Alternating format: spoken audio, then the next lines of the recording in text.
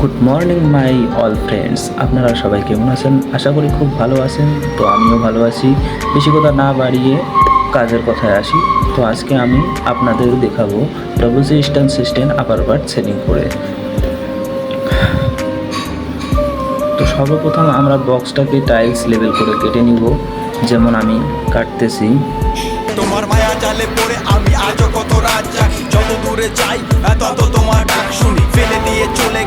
তো এইভাবে লেভেল করে কেটে কাটা হয়ে গেলে কাপড় দিয়ে ভালো করে রাস্তাকে পরিষ্কার করে নেবেন বক্সটাকে ভিতর থেকে, না হলে কিছু নোংরা ভিতরে চলে যাবে। পরিষ্কার করে ভিতরের এক্সট্রা পার্টটা খুলে নিব।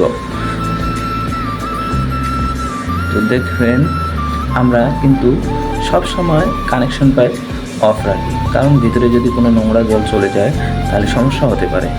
তাই কানেকশন পাইপটাকে খুলে বাইরের জলটা ফেলে দেবেন। পরিষ্কার পানি আসলে পরে আবার লাগিয়ে দেবেন। তারপর দেখবেন এটা আপার পার্ট, এটা আপার উপর দিকে দেখবেন দুটো লক সিস্টেম আছে। তো এই দুটোকে হালকা একটু চাপ দিয়ে উপরের দিকে ওঠাবেন, ঠিক এইভাবে। তো দেখবেন খুলে যাবে। তো ফাইনালি খুলে গেল। এটাকে একটু সাইডে রেখে এক্সট্রা পার্টটাকে লাগিয়ে দেখবেন সেটা ঠিক মতো বসতেছে কি না। তো ফাইনালি বসা হয়ে গেল। এখন স্ক্রুগুলো লাগিয়ে দেখবেন মেজারমেন্টভাবে। এবার ভালো করে ধীরে ধীরে নাট বল্টগুলো সেট আপ করে ওভার লাগিয়ে পড়বে। সেট করে দেখতেছি পিছনের দিকে নাটগুলো বড় হয়, তাই প্লাস হচ্ছে না। তো এটাকে মেজারমেন্ট করে এই যে নাটটা দেখতেছেন, এটার থেকে 10 mm বড় করে নাটগুলো কেটে নেবে, তারপর সেট করে নেবে। দেখছেন ফ্ল্যাশ করে দেখাচ্ছি।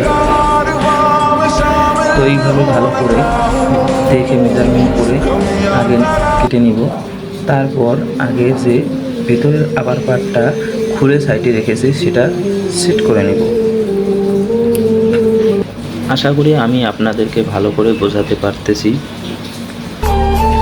তারপর ভেতরে আবার পার্টটা সেট হয়ে গেলে যে এক্সট্রা পার্টটা আপার পার্টের আছে সেটাও লাগিয়ে নিব। স্ক্রুটা ডান দিকে ঘুরিয়ে টাইট হবে, একটা বাঁ দিকে টাইট হবে।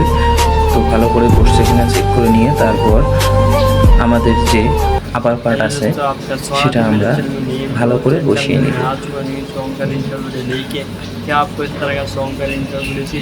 সব শেষে প্লেটটা আমরা বসিয়ে নিব। তারপর তোমাদের ফাইনাল লুকটা দেখাচ্ছি। তো ফাইনালি আমাদের কাজ কমপ্লিট, আপনারা দেখতেই পারছেন। ফ্ল্যাশ পুশ করতেছি, খুব সুন্দরভাবে পুশ হচ্ছে। তো থ্যাংক ইউ সো মাচ। আবার আপনাদের সঙ্গে দেখা হবে কোনো নেক্সট ভিডিওতে।